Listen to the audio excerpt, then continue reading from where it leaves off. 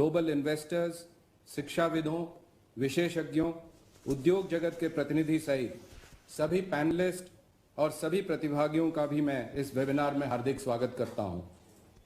आज के हमारे इस वेबिनार का उद्देश्य प्रतिभागियों से उनके महत्वपूर्ण सुझाव प्राप्त करना, जिससे कि बजट संबंधित घोषणाओं का सफलतापूर्वक क्रियान्वयन हो सके। अब मैं माननीय प्रधानमंत्री जी से सादर अनुरोध करना चाहूंगा कि मान्यवर हमें संबोधित करने का कृपा करें। फाइनेंशियल सेक्टर से जुड़े आप सभी साथियों को नमस्कार। आप भली भांति परिचित है कि इस वर्ष के बजट में फाइनेंशियल सेक्टर से जुड़े अनेक बड़े कदम उठाए गए हैं। बैंकिंग हो, नॉन बैंकिंग हो या फिर इंश्योरेंस हो, फाइनेंशियल सेक्टर से जुड़े हर पहलू को मजबूत करने के लिए एक रोड मैप इस बजट में हमने प्रस्तुत किया है। पब्लिक सेक्टर से जुड़े संस्थानों को हम ताकतवर बनाएंगे और कैसे बनाएंगे, प्राइवेट सेक्टर के पार्टिसिपेशन का विस्तार कैसे करेंगे, इसकी भी एक झलक इस बजट में आप देखते हैं। अब बजट के बाद ये संवाद इसलिए अहम है क्योंकि पब्लिक और प्राइवेट दोनों को ही मिलकर इन सारी बातों को आगे ले जाना है।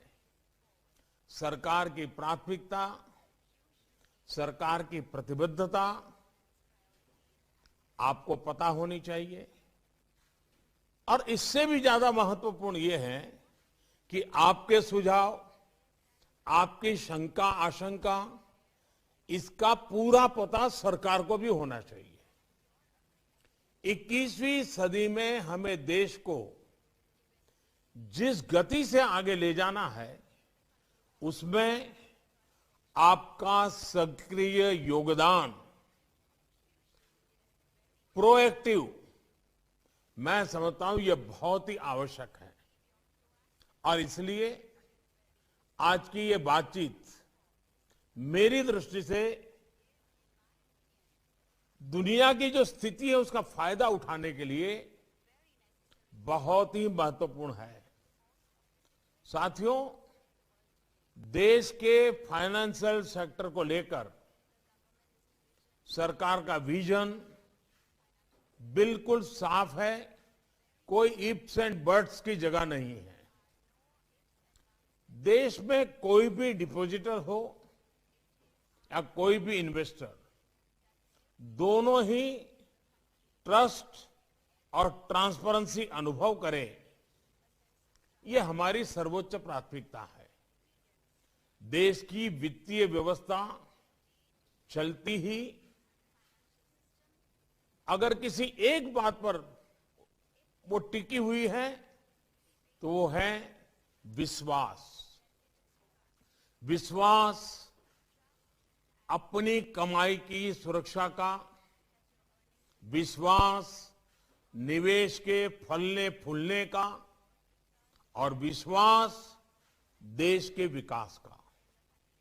बैंकिंग और नॉन बैंकिंग सेक्टर के पुराने तौर तरीकों और पुरानी व्यवस्थाओं को स्वाभाविक से बहुत बड़ा बदलाव आ रहा है और बदलना हम लोगों के लिए भी अनिवार्य हो चुका है। 10-12 साल पहले एग्रेसिव लैंडिंग के नाम पर कैसे देश के बैंकिंग सेक्टर को, फाइनेंशियल सेक्टर को नुकसान पहुंचाया गया, ये आप अच्छी तरह जानते भी हैं, समझते भी हैं। नॉन ट्रांसपेरेंट क्रेडिट कल्चर से देश को बाहर निकालने के लिए एक के बाद एक कदम उठाए गए हैं। आज एनपीएस को कारपेट के नीचे दबाने के बजाय उसे यहां वहां दिखाकर बचने के बजाय एक दिन का एनपीए भी रिपोर्ट करना जरूरी कर है। साथियों, सरकार ये भली भांति समझती है कि बिजनेस में उतार चढ़ाव आते ही आते हैं। सरकार इस बात को भी मानती है कि हर बिजनेस सफल हो और जैसा चाहे वैसा ही परिणाम दे, ये संभव नहीं है। हम भी कभी सोचते हैं कि मेरा बेटा या मेरे परिवार का सदस्य ये बनेगा, नहीं बन पाता है। कौन चाहता है कि अपना बेटा न करे? भी नियत के साथ लिए गए फैसलों के साथ खड़े होना सरकार का दायित्व है और ये हम कर रहे हैं और आगे भी करते रहेंगे। और मैं फाइनेंशियल सेक्टर के सब लोगों को कहना चाहता हूं, सही नियत से, सही इरादे से किए गए काम आपके साथ खड़ा रहने के लिए मैं हमेशा तैयार हूं। ये आप लिख करके रखिए। इंसॉल्वेंसी एंड बैंक्रप्सी कोड जैसे मैकेनिज्म से आज लेंडर्स और बोरोवर्स को भरोसा मिला है। साथियों, सामान्य परिवारों की कमाई की सुरक्षा, गरीब तक सरकारी लाभ की प्रभावी और लीकेज फ्री डिलीवरी, देश के विकास के लिए इंफ्रास्ट्रक्चर से जुड़े निवेश को प्रोत्साहन, ये सारी बातें हमारी प्राथमिकता है। बीते सालों में जितने भी रिफॉर्म्स हर सेक्टर में किए गए हैं, ये सारे लक्ष्य उनमें रिफ्लेक्ट होते हैं। दुनिया का सबसे बड़ा फाइनेंशियल इंक्लूजन हो, सबसे बड़ा डिजिटल इंक्लूजन हो, डायरेक्ट बेनिफिट का इतना बड़ा मैकेनिज्म हो, या फिर छोटे बैंकों का मर्जर, कोशिश सिर्फ यही है कि भारत का फाइनेंशियल सेक्टर सुदृढ़ हो, वाइब्रेंट हो, प्रोएक्टिव हो। इस बजट में भी आप देखते हैं तो आपने इस विजन को आगे बढ़ाने का काम हमने किया है, आपको नजर आता होगा। साथियों, इस वर्ष हमने नई पब्लिक सेक्टर पॉलिसी घोषित की है। इस पॉलिसी में फाइनेंशियल सेक्टर भी शामिल है। हमारी अर्थव्यवस्था में अभी भी बैंकिंग और इंश्योरेंस के लिए बहुत अधिक संभावनाएं हैं। इन्हीं संभावनाओं को देखते हुए इस बजट में भी हमने अनेक कदम उठाए हैं। 2 पब्लिक सेक्टर बैंकों का निजीकरण हो, बीमा में एफडीआई को 74% तक करना हो, या एलआईसी का आईपीओ लाने का फैसला हो, ये ऐसे ही कुछ कदम है। साथियों, हमारा ये लगातार प्रयास है कि जहां संभव हो वहां प्राइवेट उद्यम को ज्यादा से ज्यादा प्रोत्साहित किया जाए, लेकिन इसके साथ साथ बैंकिंग और बीमा में पब्लिक सेक्टर की भी एक प्रभावी भागीदारी अभी देश की बहुत जरूरत है। गरीबों और वंचितों के संरक्षण देने के लिए ये बहुत आवश्यक है। पब्लिक सेक्टर को मजबूत करने के लिए इक्विटी कैपिटल इन्फ्यूजन पर बल दिया जा रहा है। इसके साथ साथ एक नया एआरसी स्ट्रक्चर भी बनाया जा रहा है जो बैंकों के एनपीएस का ध्यान रखेगा। ये एआरसी इन लोन्स को फिर फोकस तरीके से एड्रेस करता रहेगा। इससे पब्लिक सेक्टर बैंक मजबूत होंगे और उनकी लैंडिंग की क्षमता बढ़ जाएगी। साथियों, इसी तरह इंफ्रास्ट्रक्चर और कुछ इंडस्ट्रियल प्रोजेक्ट्स के विकास के लिए एक नया डेवलपमेंट फाइनेंस इंस्टीट्यूशन बनाया जा रहा है। इंफ्रास्ट्रक्चर और इंडस्ट्रियल प्रोजेक्ट्स की लॉन्ग टर्म फाइनेंसिंग नीड्स को देखते हुए एक कदम उठाया गया है। इसके साथ साथ sovereign wealth funds, pension funds और इंश्योरेंस कंपनीज को भी इंफ्रास्ट्रक्चर में निवेश करने के लिए प्रोत्साहित किया जा रहा है। लॉन्ग टर्म बॉन्ड्स इश्यू किए जा सके, इसके लिए कॉरपोरेट बॉन्ड मार्केट के लिए नई बैकस्टॉप फैसिलिटीज में भी दी जा रही है। साथियों, इसी भावना को आत्मनिर्भर भारत के निर्माण के लिए भी मजबूती से आगे बढ़ाया जा रहा है। आत्मनिर्भर भारत सिर्फ बड़े उद्योगों या बड़े शहरों से नहीं बनेगा। आत्मनिर्भर भारत गांवों में, छोटे शहरों में, छोटे छोटे उद्यमियों के, सामान्य भारतीयों के परिश्रम के योगदान का उसमें बहुत महत्व है। आत्मनिर्भर भारत किसानों से, कृषि उत्पादों को बेहतर बनाने वाली इकाइयों से बनेगा। आत्मनिर्भर भारत हमारे एमएसएमई से बनेगा, हमारे स्टार्टअप से बनेगा। और आत्मनिर्भर भारत की एक बड़ी पहचान हमारे स्टार्टअप्स, हमारे एमएसएमई होंगे। इसलिए कोरोना काल में एमएसएमई के लिए विशेष योजनाएं बनाई गई। इनका लाभ उठाते हुए करीब 90 लाख उद्यमों को 2.4 ट्रिलियन रुपए का क्रेडिट मिल चुका है। एमएसएमई और स्टार्टअप्स को सपोर्ट करना, इन तक क्रेडिट फ्लो का विस्तार करना आप भी आवश्यक समझते हैं। सरकार ने अनेक रिफॉर्म्स करके इनके लिए कृषि, कोयला और स्पेस जैसे अनेक सेक्टरों को खोल दिया है। अब ये देश के फाइनेंशियल सेक्टर की जिम्मेदारी है कि गांवों और छोटे शहरों में पल रही इन आकांक्षाओं की पहचान करके उनको आत्मनिर्भर भारत की ताकत बनाए। साथियों, हमारी अर्थव्यवस्था जैसे जैसे बड़ी हो रही है, तेजी से बढ़ने लगी है, तो क्रेडिट फ्लो भी उतना ही जरूरी हो गया है। आपको ये देखना है कि नए सेक्टर्स, नए उद्यमियों तक क्रेडिट कैसे पहुंचे। नए स्टार्टअप्स और फिनटेक के लिए आप नए और बेहतर फाइनेंशियल प्रोडक्ट्स तैयार करने पर फोकस करें।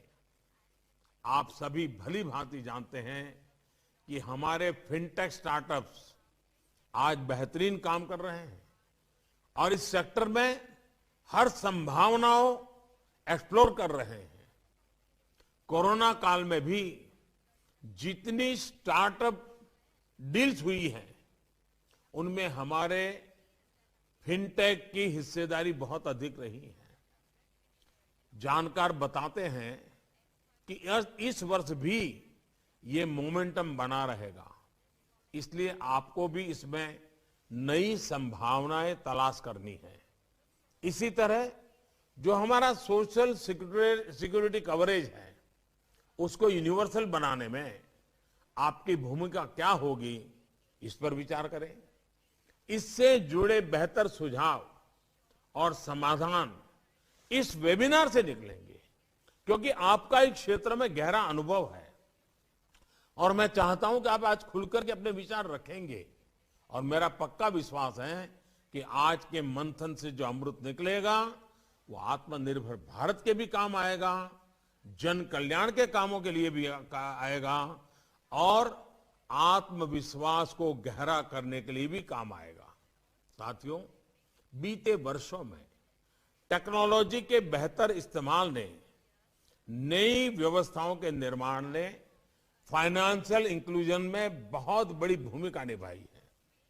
आज देश में 130 करोड़ लोगों के पास आधार कार्ड, 41 करोड़ से ज्यादा देशवासियों के पास जनधन खाते हैं। इनमें से करीब 55% जनधन खाते महिलाओं के हैं और इनमें करीब 1.5 लाख करोड़ रुपए जमा है। कोरोना काल में भी इन जनधन खातों के कारण लाखों बहनों को सीधी मदद तेजी से देना संभव हो पाया है। आज यूपीआई से हर महीने एवरेज 4 लाख करोड़ रुपए से अधिक का लेन देन हो रहा है और रुपे कार्ड की संख्या भी 60 करोड़ पहुंच चुकी है।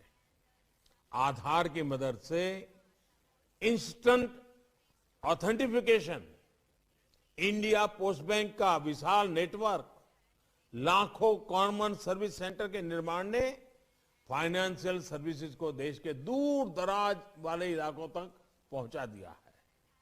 आज देश में 2 लाख से ज्यादा बैंक मित्र Aadhaar enabled payment system AEPS device की मदद से गांवों में लोगों के घर तक बैंकिंग सेवा को लेकर पहुंच रहे हैं। 1.25 लाख से ज्यादा पोस्ट ऑफिसेज भी इसमें मदद कर रहे हैं। आप ये जानकर हैरान रह जाएंगे कि पिछले साल अप्रैल से लेकर जून के बीच इन बैंक मित्रों ने अपने एईपीएस डिवाइस से 53,000 करोड़ रुपए से ज्यादा का लेन देन करने में ग्रामीणों की मदद की है। और हमें ये याद रखना है कि ये कोरोना का वो समय था जब भारत में लॉकडाउन था। साथियों, आज भारत गर्व कर सकता है कि देश का करीब करीब हर वर्ग किसी न किसी रूप से देश के फाइनेंशियल सेक्टर में इंक्लूड हो चुका है। देश अब दशकों के फाइनेंशियल एक्सक्लूजन से मजबूत हो रहा है। सबका साथ, सबका विकास, सबका विश्वास, इसका मंत्र फाइनेंशियल सेक्टर में स्पष्ट दिखता है। आज गरीब हो, किसान हो, पशुपालक हो, मछुआरे हो, छोटे दुकान हो, सबके लिए क्रेडिट एक्सेस संभव हो पाया है। मुद्रा योजना से ही बीते सालों में करीब 15 लाख करोड़ रुपए का ऋण छोटे उद्यमियों तक पहुंचा है। इसमें भी लगभग 70% महिलाएं हैं और 50% से ज्यादा दलित, वंचित, आदिवासी और पिछड़े वर्ग के उद्यमी हैं।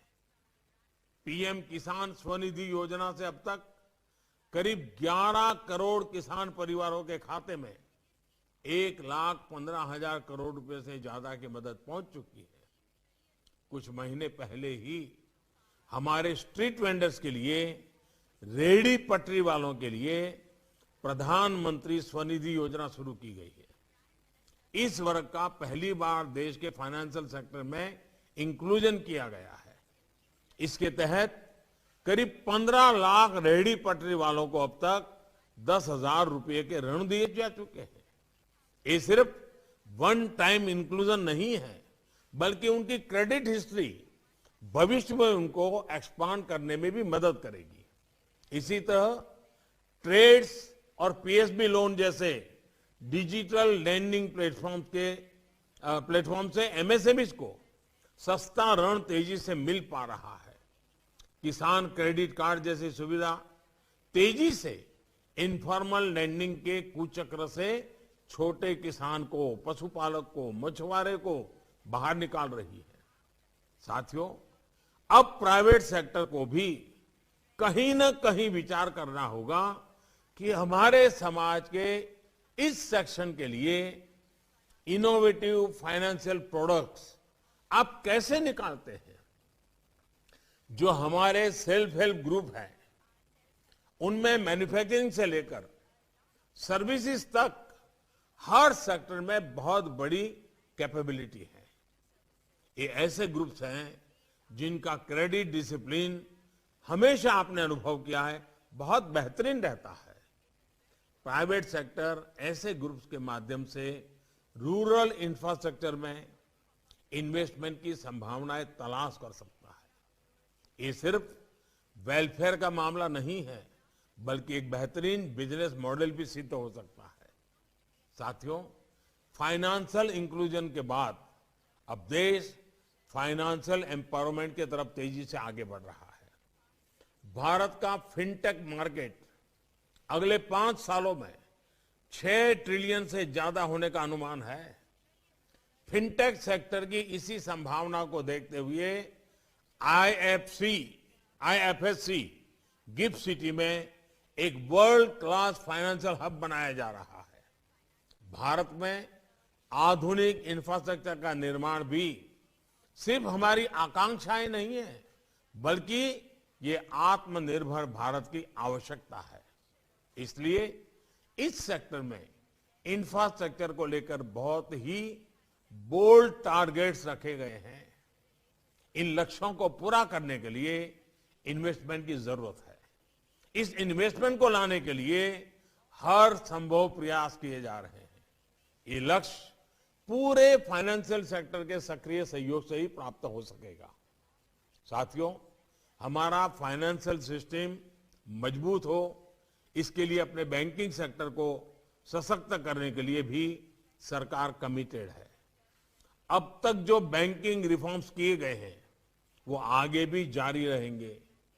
मुझे विश्वास है कि रिफॉर्म्स को लेकर और बजट में तय प्रावधानों के इम्प्लीमेंटेशन को लेकर आपकी तरफ से सार्थक सुझाव मिलेंगे।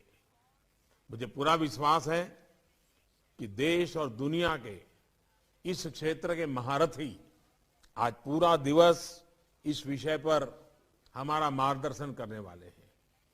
आपकी एक एक बात मेरी सरकार के लिए बहुत मूल्यवान है। आप बिना संकोच आगे के रोड मैप के लिए हम क्या कर सकते हैं, हम मिलकर के कैसे आगे बढ़ सकते हैं, आपकी कोई कठिनाइयां हो तो हम कैसे दूर कर सकते हैं, आप जिम्मेवारी लेकर के देश को कैसे आगे बढ़ाने में भागीदार बन सकते हैं, इन सारे विषयों को एक एक्शनेबल पॉइंट के साथ, रोड मैप के साथ, टारगेट के साथ और समय सीमा के साथ आज की चर्चा से हम बहुत बड़ा लाभ उठाना चाहते हैं। मुझे विश्वास है कि आपका ये समय मूल्यवान है, उससे भी मूल्यवान आपके सुझाव है और हमारा संकल्प है। बहुत बहुत धन्यवाद।